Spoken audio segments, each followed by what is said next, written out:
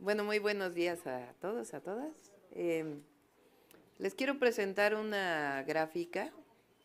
El día de hoy salió los resultados de la encuesta nacional de seguridad urbana de INEGI para que vean ustedes la percepción de inseguridad. Esta encuesta es junio del 2024.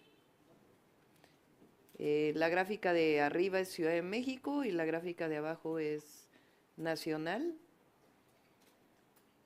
Y esta encuesta es importante porque además de los datos que presenta cada 15 días la secretaria Rosa Isela del Gabinete de Seguridad en la mañanera del presidente, que muestra la disminución de homicidios y de los delitos de alto impacto, esta lo que muestra es cómo se sienten las personas en las principales ciudades de México.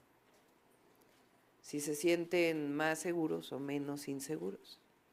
Entonces son una serie de preguntas que se hacen, viene mucha información, incluso en el caso de la Ciudad de México es representativa para las 16 alcaldías y también es representativa para los distintos estados de la República. Es en las principales ciudades del país.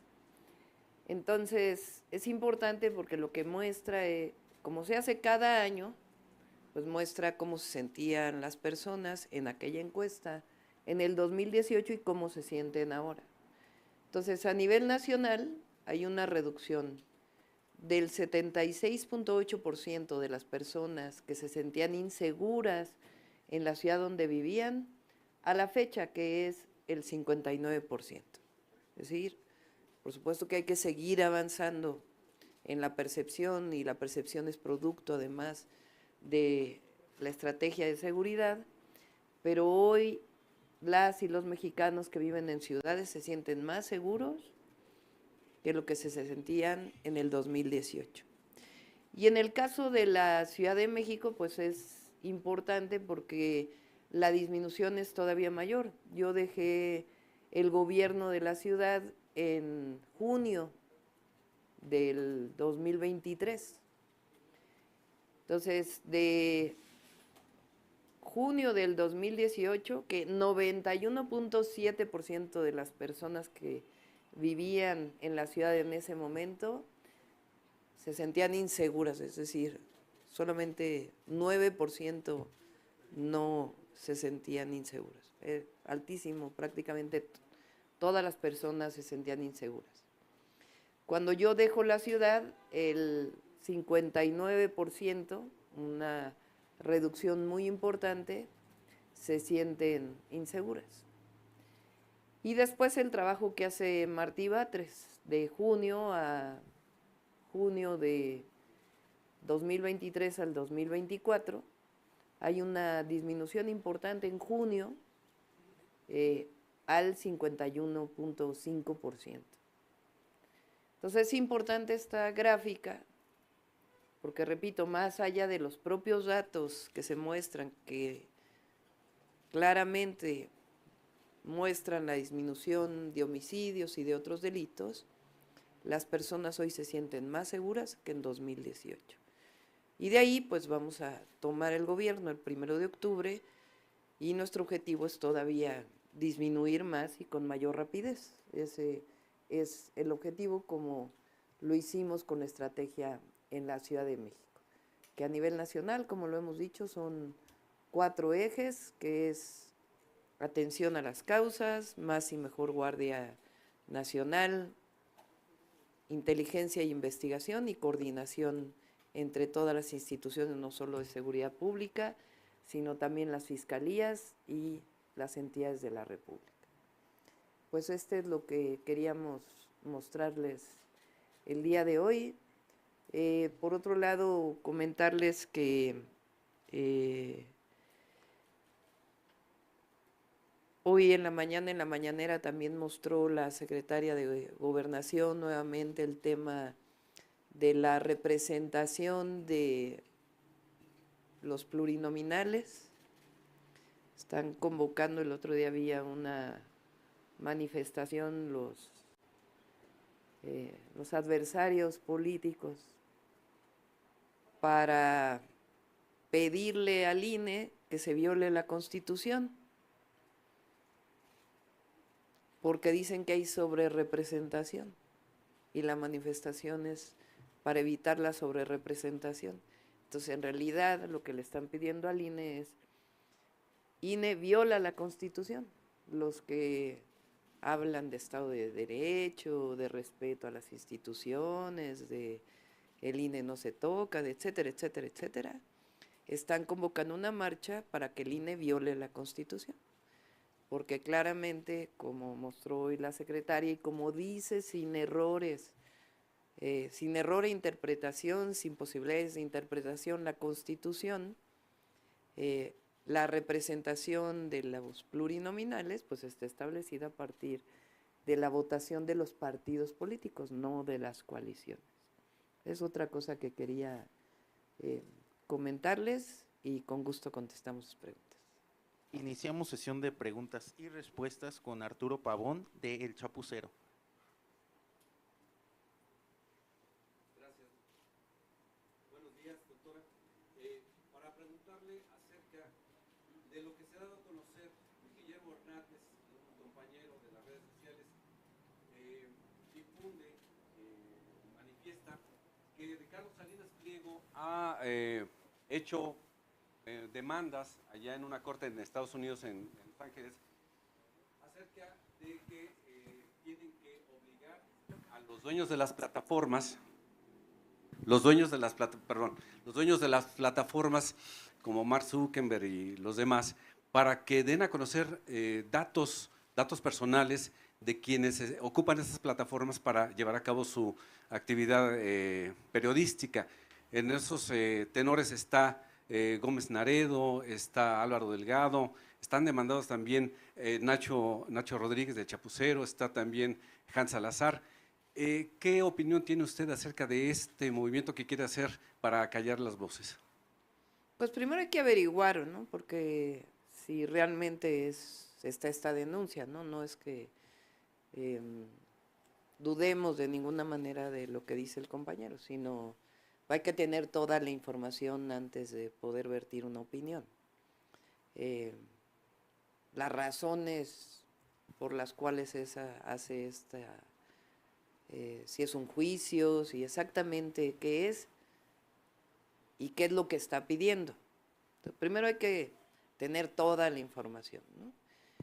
En caso de que en efecto sea cierto, pues es una violación completa a lo que se dice defender, que es la libertad de expresión. Entonces, por un lado dices que defiendes la libertad de expresión y por el otro lado pides los datos personales. Pero creo que antes de vertir una opinión clara sobre esto, que en caso de ser así, pues evidentemente no estamos de acuerdo, hay que averiguar exactamente qué es esta denuncia que presenta esta persona. Y también preguntar, primero, ¿por qué no lo hace en México? ¿Por qué lo hace en Estados Unidos? Y segundo, pues sería una violación a la ley de datos personales, ¿no? Y tercero, pues a la libertad de expresión, ¿no? Entonces no se puede defender la libertad de un lado y por otro lado no estar de acuerdo. Pero vamos a esperar a que investiguemos un poquito más en qué consiste esta denuncia, si es el caso. Por otro lado, sabemos que el desmantelamiento de la Comisión Federal de Electricidad que inició el neoliberalismo aquí en México empezó por el Museo Tecnológico de la Comisión Federal de Electricidad. Ese museo pues ahora se encuentra vacío, fue saqueado posiblemente y pues seguramente usted, como muchos otros, pasaron horas paseando por ese museo, conociendo y enamorándose más de la tecnología. ¿Hay posibilidad de que durante su gobierno se pueda restablecer ese museo o algo parecido? Porque pues fue, yo creo que la inspiración para muchos científicos. El museo es una pequeñita parte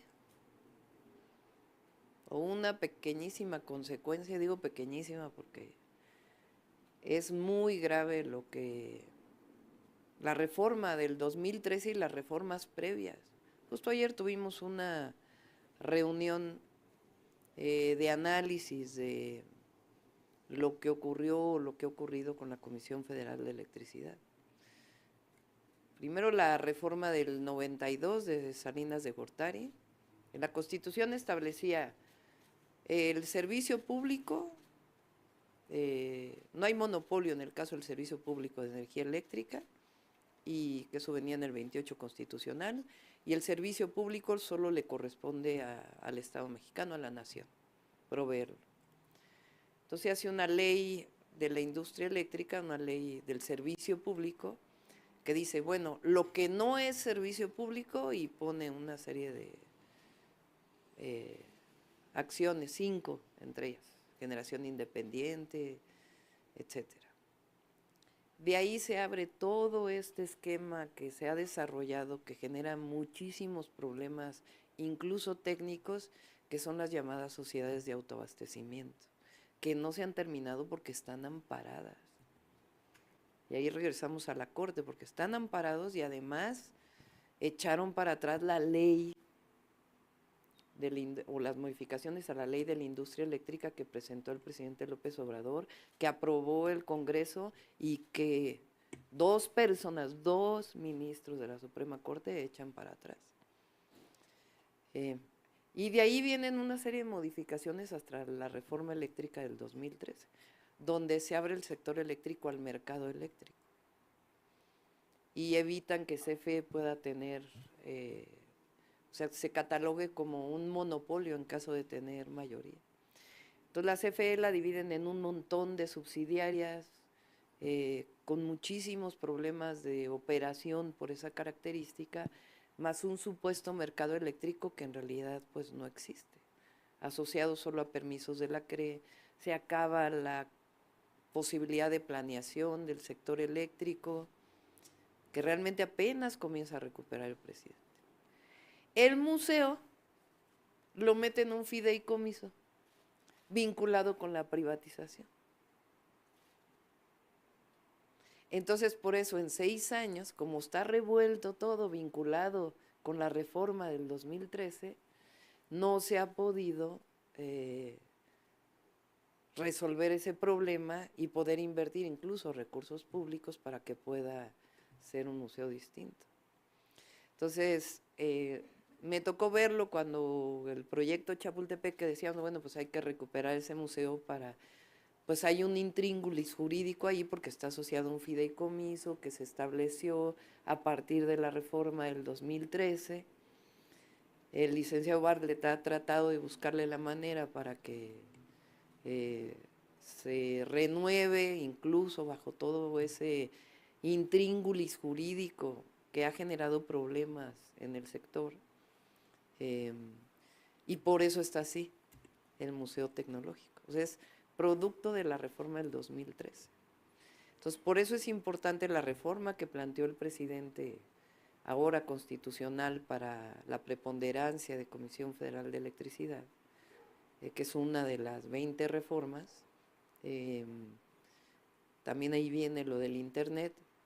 Y nosotros estamos trabajando también para que, pues para ordenar el sector, porque el problema es que está lleno de amparos, de sociedades de autoabastecimiento, de amparos vinculados con el supuesto mercado eléctrico que en realidad pues es muy pequeño, de las famosas rondas de licitaciones. Entonces, es parte del problema que aún con todo lo que ha hecho el presidente, nos va a tocar enfrentar a partir del 2024, de octubre del 2024. Entonces, ese museo es una de las múltiples consecuencias de la reforma del 2013, el que esté así. Continuamos con Mariana Madrid de Albavisión, Canal 13. Doctora, buenos días. Bueno, saber su opinión de cómo se va a desarrollar esta relación comercial con Estados Unidos, las inversiones, la relocalización que dijo que van a impulsar después del anuncio que hizo Trump de aumentar los aranceles 10% y que pues, ya está teniendo repercusiones negativas con el anuncio que hizo Elon Musk ayer de pausar la planta de Tesla en Nuevo León. Sí. Escuché la lectura que hizo el presidente, la carta que le envía a Trump, Y si ustedes escucharon la presentación del secretario de Hacienda en San Luis Potosí y de la actual secretaria de Economía, que será secretaria de la Función Pública a partir de octubre, de Raquel Buenrostro, ahí se muestra la fortaleza de la relación comercial Canadá, Estados Unidos y México. El propio presidente Trump en algunas de las declaraciones que ha hecho, incluso ahí donde relata, que ahí por eso hicimos el tuit, de supuestamente cómo se dio la negociación de lo de los aranceles. Ahí en ese meeting, en esa concentración, dice que él cree que ni siquiera se debe revisar el tratado con el TEMEC. Entonces, le da mucha fortaleza a la economía de Estados Unidos el tratado, no solamente a México y a Canadá, a los 3 países. Y en esta competencia que hay entre la economía de Asia y particularmente China y América del Norte, pues nos fortalecemos con el comercio. Entonces, lo que le hace saber en la carta el presidente López Obrador es, si se llegaran a poner aranceles a la exportación de vehículos o de autopartes, los vehículos en Estados Unidos subirían de precio, porque el costo de producción en México es menor que el costo de producción en Estados Unidos, por diversas razones. Entonces, por eso él dice, pues una cosa es lo que se dice en campaña y otra lo que realmente se vaya a hacer.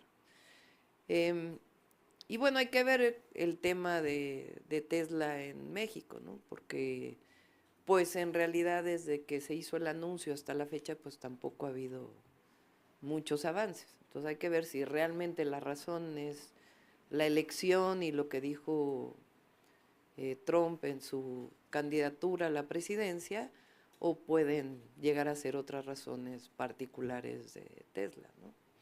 Lo que sí es un hecho es que yo estoy convencida de que una vez que haya ganado quien haya ganado en Estados Unidos o quien vaya a ganar en Estados Unidos, sea Trump o sea Kamala Harris, la relación comercial entre México, Estados Unidos y Canadá va a continuar, porque favorece a Norteamérica, nos favorece a las 3 naciones, nos favorece a los 3 pueblos, y también estoy de acuerdo en que se vea incluso la relación del continente y lo que significa la fortaleza económica de toda América como continente y el Caribe frente a otros polos en el mundo. Entonces, veo muy difícil que vayan a poner aranceles, y siempre hay que poner las verdades, la realidad, que es lo que está ocurriendo antes de pues cualquier asunto político. Ahora, nosotros nos corresponde siempre defender a México como un país libre, soberano, independiente, y también dar toda la información disponible de las ventajas para Estados Unidos, para Canadá y para México de este tratado comercial, que estoy segura que cualquiera de los 2 candidatos las conoce. Pero si llegara a ganar Trump, ¿podría implicar que el TEMEC tenga una renegociación y no solo una revisión, como usted dijo en días pasados? No lo creo, porque incluso él lo ha dicho. O sea, él dijo el tratado anterior no tenía las ventajas que tiene el tratado actual. Y bueno, tan es así que México hoy se convirtió en el principal socio comercial de los Estados Unidos. Entonces, Estados Unidos también se beneficia de la relación con México, no solamente México frente a Estados Unidos.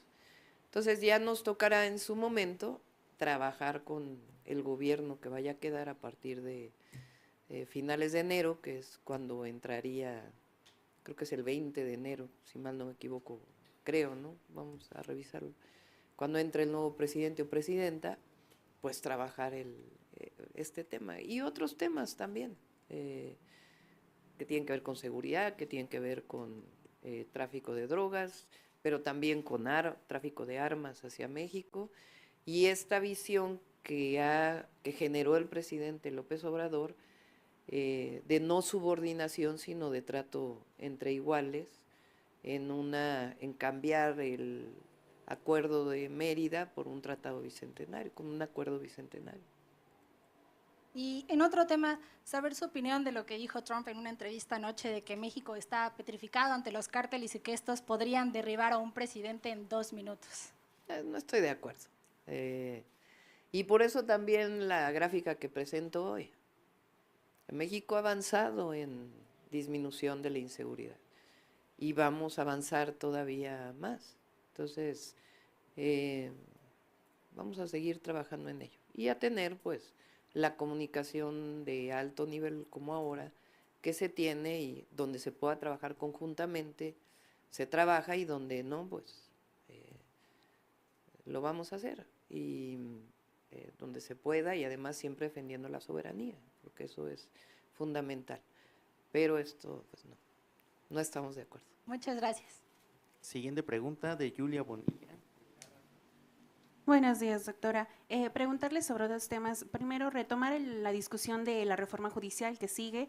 Y bueno, pues ya se prevé el calendario que tiene la Cámara de Diputados para la discusión y la dictaminación de las 20 reformas, pero particularmente sobre lo que llamó más atención es el espacio que se da para la reforma judicial, que solamente se estarían dando al menos unas 24 horas o hay un día de separación entre la conclusión de los foros y el inicio de la dictaminación. Esto ya fue criticado pues por algunos opositores que acusan una simulación por parte pues del bloque de Morena y aliados, en cuanto a que pues quizá no se estaría dando el tiempo suficiente para analizar todo lo que derivó pues de estos foros. Entonces, saber su comentario al respecto. Y la segunda pregunta es acerca del tema de Emilio Lozoya, que bueno, pues ayer un tribunal ya destrabó el juicio que estaría enfrentando por el caso Odebrecht, y pues se estaría dando pie, pero pues esto sin las pruebas que había aportado Brasil y Suiza, porque se desestimó el amparo que presentó Pemex al respecto. Y pues también relativo a lo que declaró la semana pasada ante el tribunal, bueno, ante la Ciudad de México, retractándose de las acusaciones que lanzó contra 17 personas, a las que también vinculó con el caso Odebrecht. Entonces, pues, si nos puede comentar al respecto, por favor. Sobre la reforma judicial hay que ver qué conclusiones hay de los foros. Todavía no terminan los foros, creo que todavía quedan, no sé si 1 o 2 foros. Y de ahí, pues la propia Comisión de Puntos Constitucionales de la Cámara de Diputados, pues tiene que hacer una revisión de estos foros. Entonces hay que revisar qué es lo que plantea la comisión. Lo cierto es que pues vamos a esperar a la propuesta, pero lo cierto es que el 2 de junio del 2024 hubo un mandato popular. Entonces, pero vamos a esperar qué recogen de los foros, ¿no? Hay que ver, no sé si vieron una entrevista que dio el presidente del PAN recientemente a René Delgado, se llama, ¿no?, del Financiero. Vi en las redes sociales una parte. Me llama mucho la atención que dice que se equivocaron en defender los programas sociales, no sé si lo vieron. Véanlo. Es que es buenísimo, de verdad. O sea, durante toda la campaña, bueno, hasta la candidata se sacó sangre para decir que estaban de acuerdo con los programas sociales. ¿Y qué decíamos nosotros en los mítines? Es falso, poníamos a Fox con lo que decía, de que eran flojos todos los que recibían programas sociales, lo decía con otra palabra. Y que, entonces nosotros decíamos en los mítines, miren, ellos votaron en contra de la pensión adulto mayor en la Cámara de Diputados. Entonces, no es que Fox ya se haya, yo decía, ya se puso cucú, decía hay unos mítines. Lo que pasa es que así piensan ellos están en contra de los programas sociales. Bueno, ya el presidente del PAN dijo, en efecto, estamos en contra de los programas sociales. Entonces, ahora dicen, no, es que es una simulación los foros, pues se esperen a... Ya sabemos que ellos están en contra de que se elija al Poder Judicial por voto popular, pues eso ya lo sabemos. Pero vale mucho la pena porque entonces, ¿qué valor tiene su palabra? Cuando decían una cosa, ahora dicen otra. Entonces, ¿qué es una simulación? Pues, ¿quién les va a creer? Que si todavía no acaban los foros. Es lo mismo, están llamando a violar la Constitución, es una marcha para violar la Constitución.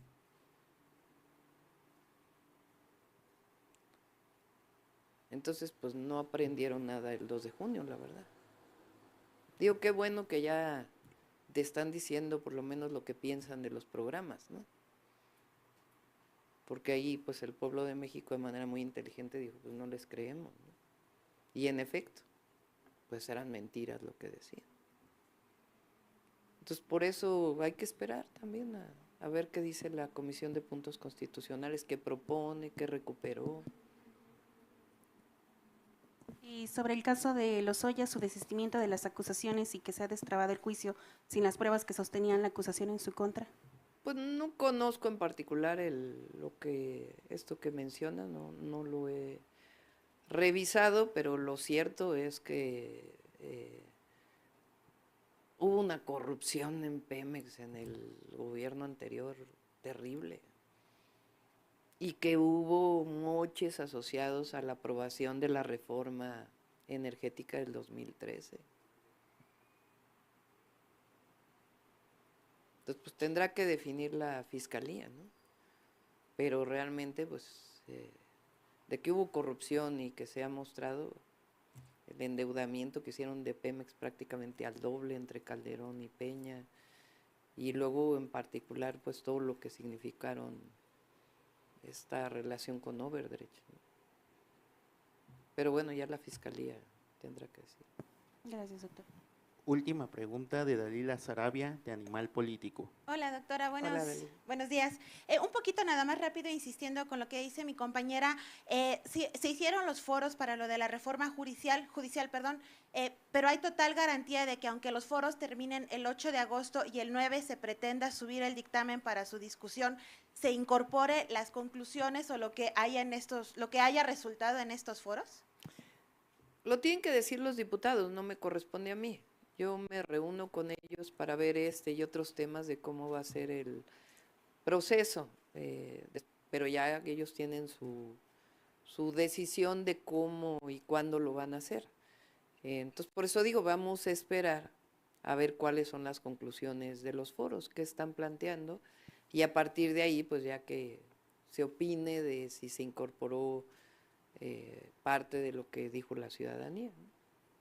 Ahora sí, doctora, preguntarle, el día de ayer los colegas de La Jornada publicaban en sus 8 columnas que durante la administración del presidente López Obrador, los cinco hombres más ricos de nuestro país multiplicaron sus riquezas, digamos, y a partir de mañana en Brasil se estarán reuniendo los ministerios de finanzas del G20, en el que también estará México, y entre las propuestas, y una propuesta que Brasil pidió a un economista que se trabajara, es esta posibilidad de que los hombres, mujeres más ricos del planeta puedan cooperar, digamos, o pagar el 2% de sus riquezas en impuestos. Preguntarle en primera instancia, ¿qué opina usted? ¿Cómo ve este tipo de propuesta? ¿Y si esta propuesta podría ser viable en nuestro país? Sí. Yo ayer lo comenté, no estamos planteando en México en particular, para el próximo año, una reforma fiscal, digo profunda porque finalmente hay algunas revisiones que se están haciendo como se hacen todos los años de misceláneas, de algunos temas que normalmente están ahí planteados. Entonces se está revisando eso sin generar mayores tasas y demás. En México, aún con el crecimiento de las ganancias de los bancos y de algunas riquezas de los hombres más ricos, digo hombres porque son hombres en general, hay disminución de las desigualdades. O sea, en la época de Calderón, la diferencia entre los más ricos y los más pobres era de 35 veces. De la encuesta nacional ingreso-gasto del 22, hay que ver cuál es el resultado del 24, se hacen cada 2 años. Esta se redujo a 15, si mal no me equivoco. Entonces hubo una disminución incluso de las desigualdades y de la pobreza. Por supuesto que nosotros estamos de acuerdo en que nuestra visión siempre ha sido la distribución de la riqueza. Y hay que ver en particular pues el planteamiento que se está haciendo. Ahora, en el caso de México, para el próximo año, no estamos haciendo un cambio de tasas ni de mayores impuestos. De forma particular, ¿usted qué opina? ¿Los que tienen más tendrían que pagar más? Así es el ISR, por ejemplo, en México. La Constitución mexicana, por eso el IVA es un impuesto, lo decíamos en aquel momento, cuando se impuso el IVA y después cuando aumentaron el IVA a la tasa del 15%. Es un impuesto muy regresivo, porque todos tenemos que pagar lo mismo. Si tú ganas el salario mínimo, 7,000, poco más de 7,000 pesos al mes, cuando compras un artículo pagas exactamente el mismo impuesto que el que gana 1,000,000 de pesos al mes. Entonces, un impuesto regresivo. El ISR, por ejemplo, es un impuesto al revés, que le cobra más al que más tiene. Y la Constitución en México establece que los impuestos deben ser progresivos, que pague más el que más tiene. Eso significa que si es un porcentaje, y además, en el caso del ISR cambian los porcentajes, pero incluso si es 30%, pues es distinto el 30% de uno que en el otro. Pero en el caso del ISR, la variación del porcentaje es distinta de acuerdo a tus ingresos. Entonces, deben ser progresivos los impuestos, en eso estamos de acuerdo. Ahora ya hay que ver pues el tema de la propuesta que se está haciendo. En general, nosotros estamos de acuerdo con que los impuestos sean progresivos, porque si no, no puede pagar más el que menos tiene. Finalizamos conferencia de prensa. Gracias, compañeros. Por lo pronto no lo estamos planteando. Por ejemplo, el presidente redujo el IVA en la frontera norte para potenciar el desarrollo justamente con la integración que existe comercial con los Estados Unidos y que no hubiera estas diferencias. Por lo pronto no lo estamos planteando, pero así como existen esos impuestos, hay unos que en realidad son impuestos regresivos. Las conferencias van a continuar todos los días. ¿Perdón? Las conferencias matutinas. Estamos viendo eso. Bueno, Mandamos a hacer una encuesta y una revisión de qué opina la población de las mañaneras. Todavía no, me entregaron un resultado el lunes, pero le faltan preguntas, entonces les dije, vamos a ser un poquito más. Entonces pregunta qué opinan, por qué les gustan, en el caso de que les gusten, por qué no les gustan, en caso de que no les gusten, y si les gustaría que cambiara de horario. Estamos preguntando. También estamos en eso, ya lo vamos a informar.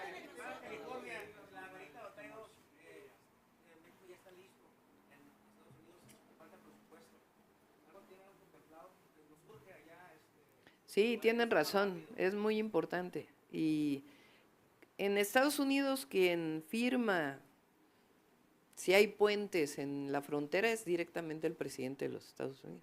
Esa está firmada, no sé si es Biden o fue Trump en su momento, no lo sé, Pero el problema es que haya recursos para poder terminar Otay 2 del otro lado. Entonces, va a ser uno de los temas que nos va a tocar trabajar con quien vaya a ser el presidente de los Estados Unidos.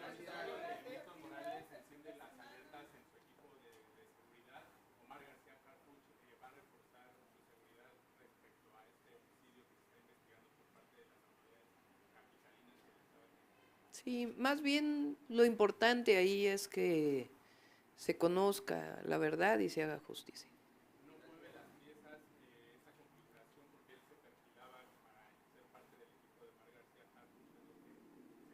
No, Omar va a ser el secretario de Seguridad.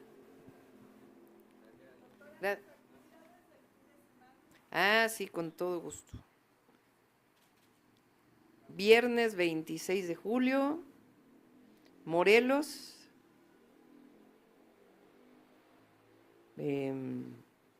Vamos a hacer revisión del programa, casi todas son privadas, o más bien todas son privadas, parece, de mejoramiento, evaluación del programa de mejoramiento urbano y del Programa Nacional de Reconstrucción. El sábado es también Morelos y después Guerrero. Hay un evento público en la Universidad Benito Juárez de Tlaltizapán de Zapata, en Morelos. Y luego el domingo vamos a Coajinicuilapa, en Guerrero. Ahí es un evento público también, inauguración de la carretera Las Vigas, límites de los estados de Guerrero y Oaxaca.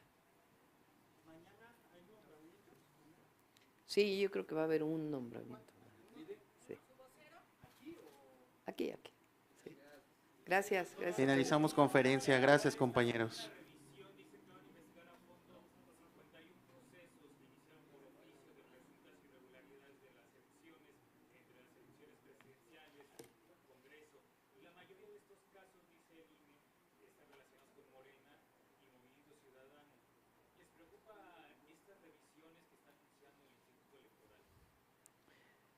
Pues es parte del proceso, ¿no?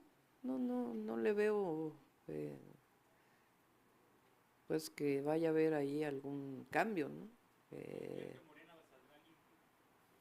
Sí, bueno, pues se tienen que hacer todas las revisiones. Lo que es un hecho es que me da risa luego, ¿no? Que veo que dicen que hubo fraude y quién sabe qué tanta cosa. Cuando hasta la OEA, que vino de observador, dijo que habían sido unas elecciones limpias, claras, masivas, etcétera, etcétera, ¿no? Entonces, hay una parte que entiendo que el caso de la elección presidencial, ya en estos días, la Sala Superior del Tribunal Electoral, del Tribunal Electoral Federal Electoral, ya tiene su borrador para poder dictaminar. En el caso de diputados y senadores, pues tienen obviamente que resolver pues todas las impugnaciones que se presentaron, pero no veo que vaya a haber cambios importantes. Gracias a todos. Gracias.